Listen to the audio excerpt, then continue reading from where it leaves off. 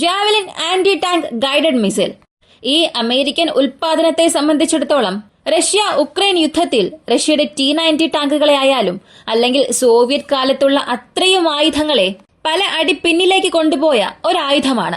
ഇതിനെ വെച്ച് ആയിരക്കണക്കിന് ടാങ്കുകളെ നശിപ്പിച്ചിട്ടുള്ളതായി ഉക്രൈൻ ഒരു വലിയ അവകാശവാദം നടത്തി. അങ്ങനെ പറയുന്ന ഈ javelin ATGM anti tank guided missile എന്നത് ഇപ്പോ നാറ്റോയിൽ വളരെ പ്രധാനപ്പെട്ട അംഗമായ UK-യെക്കാളും റഷ്യയുടെ കൈകളിലാണ് ഉള്ളതെന്ന് റഷ്യയുടെ മാധ്യമങ്ങൾ ഒരു വലിയ വാർത്ത പുറത്തുവിട്ടു. ഇതിനൊരു കാരണമായി പറയുന്നത് ഉക്രൈൻ ഇതിനെ ശരിയായ രീതിയിൽ പ്രയോജനപ്പെടുത്തിയിട്ടില്ല എന്ന്. എങ്കിലും ഇതിന് പുറകിൽ മറ്റു പല കാരണങ്ങൾ കൂടെയുണ്ട്. നാറ്റോ രാജ്യങ്ങൾ മറച്ചുവെക്കുന്ന ചില കാരണങ്ങൾ കൂടെയുണ്ട്. ഇവയെല്ലാം ഈ വീഡിയോയിലൂടെ വിശദമായി അറിയാം.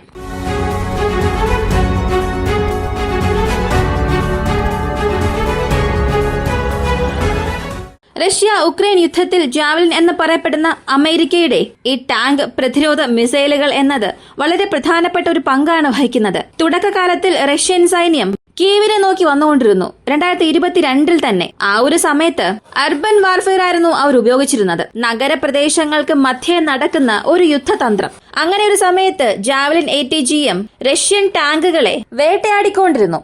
ഒറ്റ ദിവസത്തിൽ 100 കണക്കിന് ടാങ്കുകളെ വേട്ടയാടിയ കഥ പോലുമുണ്ട്. അത്രയും മോശമായ ഫലങ്ങളായിരുന്നു റഷ്യൻ സൈന്യത്തിന് ഉക്രൈൻ സൈന്യം ഇത് വെച്ച് നൽകിയത്. ഇവിടെയെല്ലാം റഷ്യയുടെ T-90 പീരങ്കികളായിരുന്നു ഇരയായിക്കൊണ്ടിരുന്നത്. എന്നാൽ ഈ T-90യിൽ ചോര എന്ന ഒരു പ്രൊട്ടക്ഷൻ സിസ്റ്റം ഉണ്ടല്ലോ. കാരണം ജാവലിൻ എന്നത് ലേസർ ഇൻപുട്ട് ഉപയോഗിച്ച് വർക്കാകുന്ന ഒരു മെക്കാനിസമാണ്.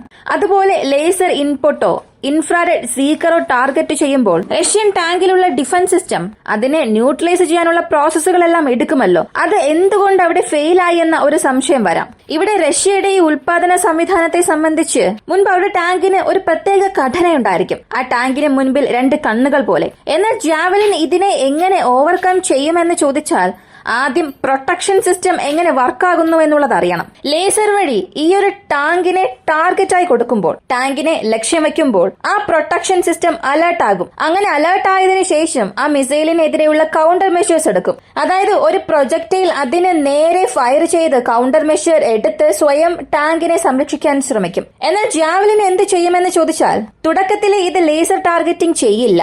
പകരം IR എന്ന് പറയുന്ന ഇൻഫ്രാറെഡ് കൂടാതെ ഓപ്റ്റിക്കൽ ഇമേജ് സിസ്റ്റം വഴി നേരിട്ട് ആ ടാങ്കിന്റെ ഗോപുരത്തെ തന്നെ ഇൻപുട്ടായി നൽകും. അങ്ങനെ മിസൈൽ ഫയർ ആയതിനു ശേഷം അത് ആ ടാർഗറ്റിനെ നോക്കി പോകാൻ തുടങ്ങും. നേരിട്ട് ഈ ഒരു ടാങ്കിന്റെ ടോപ്പ് പോർഷനിൽ തന്നെ അത് ചെന്ന് പതിക്കും. അങ്ങനെ സംഭവിക്കുമ്പോൾ ടാങ്കിന്റെ ഏതൊരു ഡിഫൻസ് സിസ്റ്റത്തെ കൊണ്ടും ആ ടാങ്കിനെ രക്ഷിക്കാൻ സാധിക്കില്ല. കൂടാതെ ഈ ഒരു ജാവലിൻ ATGM ഉപയോഗിക്കുന്നത് ഉക്രൈന് വളരെ എളുപ്പമുള്ള ഒരു കാര്യമാണ്. കാരണം ഇവയെല്ലാം സോഫ്റ്റ് ലോഞ്ച് മെക്കാനിസം വഴിയാണ് ചെയ്യുന്നത്. അതുകൊണ്ട് കൗണ്ടർ മെഷേഴ്സ് ഉപയോഗിച്ച് ടാങ്കിന് സ്വയം സംരക്ഷിക്കാൻ സാധിച്ചാലും ഏത് ദിശയിൽ നിന്നാണ് ഈ മിസൈൽസ് വന്നു എന്നുള്ളത് ആ ടാങ്കിന് കണ്ടുപിടിക്കാൻ സാധിക്കില്ല.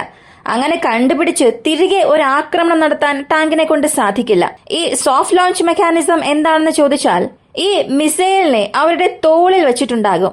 അങ്ങനെ തോളിൽ വെച്ചിരിക്കുന്ന മിസൈൽസിനെ ലോഞ്ച് ചെയ്യും. അങ്ങനെ ലോഞ്ച് ചെയ്യുമ്പോൾ പെട്ടെന്ന് തന്നെ ആ റോക്കറ്റിലുള്ള മോട്ടോർ ഇഗ്നൈറ്റ് ആകില്ല. അതൊരു 6 മീറ്റർ 10 മീറ്റർ വരെയും അപ്വേർഡിൽ പോകും. അങ്ങനെ പോയതിനു ശേഷം ചില സെക്കൻഡുകൾ കഴിഞ്ഞാണ് അതിന്റെ എഞ്ചിൻ ഇഗ്നൈറ്റ് ആകുന്നത്. അപ്പോ ഈ ഒരു ഗ്യാപ്പ് തിരികെ ടാങ്ക് ഇവരെ ലക്ഷ്യം വയ്ക്കുന്നതിനുള്ളിൽ ഇവർ ടണലുകളിലോ അവരുടെ കിടങ്ങുകളിലോ ചെന്നൊളിക്കും. അപ്പോ ആ ടാങ്കിനെ കൊണ്ട് യാതൊരു ആക്രമണവും നടത്താൻ സാധിക്കില്ല. അപ്പോ ജാവലിൻ എന്നത് ഈ T-90 ടാങ്കുകൾക്ക് എതിരെയും റഷ്യയുടെ മറ്റ് ടാങ്കുകൾക്ക് എതിരെയും ഈ ഒരു രീതിയിലാണ് പ്രവർത്തിച്ചുകൊണ്ടിരിക്കുന്നത്. ഇപ്പോ 2 സംഭവങ്ങൾ അടുത്തിടെ നടന്നു. സാബ്രോസീഷ്യ റീജിയണിൽ ഒരു വലിയ ബങ്കർ, അത് ഉക്രൈൻ സൈനികർ ഉപയോഗിച്ചുകൊണ്ടിരുന്ന ഒരു ബങ്കർ ആയിരുന്നു. അത് റഷ്യ പിടിച്ചെടുത്തു. അതും ഒറ്റ ദിവസത്തിൽ 150-ലധികം ജാവലിൻ ATGM-ന്റെ CLUയും അതിന്റെ മിസൈൽസും റഷ്യ പിടിച്ചെടുത്തു. എന്നാൽ ഈ വാർത്തയെക്കുറിച്ചുള്ള ഔദ്യോഗികമായ വിവരം ഒന്നും പുറത്തു വന്നില്ല. ഉക്രൈന്റെ ചില മാധ്യമങ്ങളാണ് ഇത് പറഞ്ഞത്. റഷ്യയുടെ ചില മാധ്യമങ്ങളും പറഞ്ഞിട്ടുണ്ട്. എന്നാൽ മെയിൻ സ്ട്രീം മീഡിയാസ് ഒന്നും ഇതിനെക്കുറിച്ച് പറഞ്ഞിട്ടില്ല. ഈ CLU എന്താണെന്ന് ചോദിച്ചാൽ ജാവലിന് 2 ഭാഗങ്ങളുണ്ട്. ഒന്ന് അതിന്റെ മിസൈൽ ലോഞ്ച്, അതായത് ലോഞ്ച് ചെയ്യുന്ന പോർഷൻ.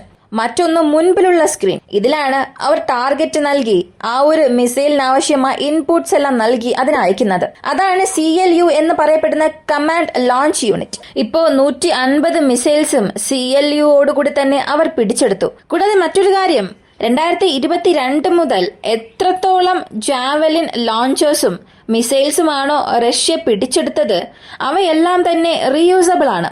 അതിലെ മിസൈൽസ് മാത്രമാണ് സിംഗിൾ യൂസ്, ഒരു തവണ ലോഞ്ച് ചെയ്താൽ പിന്നെ യൂസ് ചെയ്യാൻ സാധിക്കില്ല.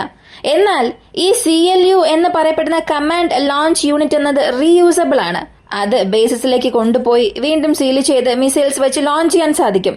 എന്നാൽ ഇപ്പോൾ വരെയും ഉക്രൈൻ അത് ശരിയായി പ്രയോജനപ്പെടുത്തിയിട്ടേയില്ല.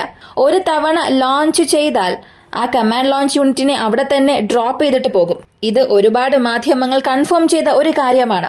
ഇങ്ങനെ റഷ്യ ക്യാപ്ചർ ചെയ്ത് വച്ചതിന്റെ കണക്കെടുത്ത് നോക്കുകയാണെങ്കിൽ തന്നെ ഏകദേശം 4800-ലധികം കമാൻഡ് ലോഞ്ച് യൂണിറ്റ് റഷ്യയുടെ പക്കലുണ്ട്. ഇത് ഉക്രൈൻ ഉപേക്ഷിച്ചിട്ട് പോയതും ഉക്രൈന്റെ ബങ്കേഴ്സിൽ നിന്നും പിടിച്ചെടുത്തത് എല്ലാം ചേർത്ത ഒരു കണക്കാണ്. ഇത് എത്ര വലിയ ഒരു കണക്കാണെന്ന് നോക്കുക. അമേരിക്കയുടെ state department 10,000 javelin anti tank missiles Ukraine നൽകിയിട്ടുണ്ട്. അമേരിക്കയുടെ ഭാഗത്തുനിന്ന് മാത്രം. ഇതിനേക്കാൾ അധികം UK നൽകിയിട്ടുണ്ടെന്നും പറയുന്നു. UKയുടെ ഇപ്പോഴത്തെ സ്റ്റോക്സിൽ 9,000 മിസൈൽസ് വരെ ഉള്ളതായി ഓപ്പൺ ഇന്റലിജൻസ് വഴി വിവരം ലഭിക്കുന്നുണ്ട്. ഇതിന് റഷ്യയുടെ മാധ്യമങ്ങൾ ചെയ്തത്, നിങ്ങളുടെ പക്കൽ ഉള്ളതിനേക്കാൾ അധികം ഞങ്ങളുടെ പക്കൽ ഉണ്ട്. നാറ്റോയിൽ നിങ്ങൾ ഒരു രാജ്യമാണ്, പ്രധാനപ്പെട്ട സ്ഥാനത്തുണ്ട്. എന്നാൽ നിങ്ങളുടെ ഭാഗത്തുള്ള ആയുധങ്ങളെക്കാട്ടിലും കൂടുതൽ ഇതേ കാറ്റഗറിയിലുള്ള ആയുധങ്ങൾ ഞങ്ങൾക്ക് വളരെ കൂടുതലാണ് എന്ന് കളിയാക്കി പറഞ്ഞു. ഇത് മുഴുവനായും ആരുടെ തെറ്റാണ് എന്ന് ചോദിച്ചാൽ ഒറ്റ വാക്കിൽ പറയാൻ സാധിക്കും, ഉക്രൈൻ ഇത് ഉപയോഗിച്ച രീതി ശരിയല്ല. ഉക്രൈൻ അവരുടെ ബങ്കേഴ്സിൽ വിട്ടിട്ട് പോയത് നമുക്ക് കണക്കിൽ ചേർക്കണ്ട. എന്നാൽ റഷ്യയുടെ പക്കലുള്ള മിസൈൽസിന്റെ എണ്ണത്തെക്കാട്ടിലും ഈ CLU എന്ന കമാൻഡ് ലോഞ്ച് യൂണിറ്റ് അതിന്റെ എണ്ണം വളരെ അധികമാണ്. അപ്പോ ഇത് തീർച്ചയായും ഈ ബങ്കേഴ്സിൽ നിന്ന് മാത്രം എടുത്തതായിരിക്കാൻ സാധ്യതയില്ല. അത്രത്തോളം ഒന്നും ബങ്കേഴ്സിൽ കാണുകയുമില്ല. കാരണം ഉക്രൈൻ സൈനികർ വളരെ ക്ലോസ് റേഞ്ച് ബാറ്റിലിൽ റഷ്യൻ സൈന്യവുമായി യുദ്ധം ചെയ്യുന്നില്ല. ഇവയെല്ലാം ഉക്രൈൻ ഉപേക്ഷിച്ചിട്ട് പോയതാണ്. ആ പ്രദേശങ്ങൾ റഷ്യ വീണ്ടും തിരികെ ക്യാപ്ചർ ചെയ്തപ്പോഴാണ് ഇവയെല്ലാം അവരുടെ കൈകളിൽ ലഭിച്ചത്. അപ്പോ ഇത് ഉക്രൈന്റെ ഒരു വലിയ തെറ്റ് തന്നെയാണ്. ഇതുപോലെ ചെയ്തുകൊണ്ടിരിക്കുകയാണെങ്കിൽ ഉക്രൈന് തന്നെ അതൊരു വലിയ തിരിച്ചടിയായി മാറും. ഇപ്പോ ഉക്രൈനുമായിട്ടുള്ള ചർച്ചകൾ അവിടെ ആരംഭിച്ചിട്ടുണ്ട്. അപ്പോൾ ഇതുപോലെ സംഭവിച്ചുകൊണ്ടിരിക്കുകയാണെങ്കിൽ ഈ യുദ്ധം നടക്കുന്ന അടുത്ത ചില ദിവസത്തിൽ കൂടുതൽ നാറ്റോ ആയുധങ്ങൾ റഷ്യക്ക് ലഭിക്കും. ഇത് റഷ്യക്ക് ലഭിക്കുന്നത് റഷ്യക്ക് ഒരു നല്ല കാര്യം എന്നതിനേക്കാൾ റഷ്യയുടെ മറ്റ് സൗഹൃദ രാജ്യങ്ങൾ, അമേരിക്കയുടെ ശത്രു രാജ്യങ്ങൾക്കൊരു നേട്ടമായിരിക്കും. പ്രധാനമായും ഇറാന്. ഇതിനകം അമേരിക്കയുടെ ചില ആയുധങ്ങൾ, അവർ ഉപയോഗിച്ചിട്ട് നൽകിയ ആയുധങ്ങൾ ഉക്രൈന്റെ കൈകളിൽ എത്തുകയും അത് റഷ്യ വഴി ഇറാനിലേക്ക് പോയിട്ടുണ്ട്. അപ്പോൾ ഇങ്ങനെ സംഭവിക്കുകയാണെങ്കിൽ ഈ പ്രൊട്ടക്ഷൻ സിസ്റ്റം എല്ലാം എങ്ങനെ വർക്കാകുന്നു, മിസൈൽസ് ഏത് മെക്കാനിസം വഴി ടാർഗറ്റ് ചെയ്യുന്നു, ഇവയെല്ലാം റിവേഴ്സ് എഞ്ചിനീയറിംഗിലൂടെ കണ്ടെത്തും. ഇപ്പോൾ നോക്കിയാൽ മിഡിൽ ഈസ്റ്റിലുള്ള one of the best reverse engineering രാജ്യം എന്നത് അത് ഇറാൻ മാത്രമാണ്. അപ്പോൾ ഉക്രൈനെ സംബന്ധിച്ച് അവർ ഉപയോഗിക്കുന്ന ആയുധങ്ങളെ എങ്ങനെ ഉപയോഗിക്കണമെന്നുള്ള രീതി വീണ്ടും പഠിച്ച് ഉപയോഗിച്ചാൽ നല്ലതായിരിക്കും. ഇല്ലെങ്കിൽ യൂറോപ്പ് തന്നെ ഒരു ദിവസം ഇവരെ മാറ്റി നിർത്തിയെന്ന് വരും. ഈ ഒരു വീഡിയോയെ കുറിച്ചുള്ള നിങ്ങളുടെ അഭിപ്രായം എന്താണെന്നുള്ളത് കമന്റിൽ പറയുക. ഇങ്ങനെയുള്ള വീഡിയോസ് ആണ് താല്പര്യമുള്ളവരാണ് നിങ്ങളെങ്കിൽ ഇപ്പോൾ തന്നെ നമ്മുടെ ചാനൽ സബ്സ്ക്രൈബ് ചെയ്യുക. മറ്റൊരു വീഡിയോയുമായി വീണ്ടും കാണാം.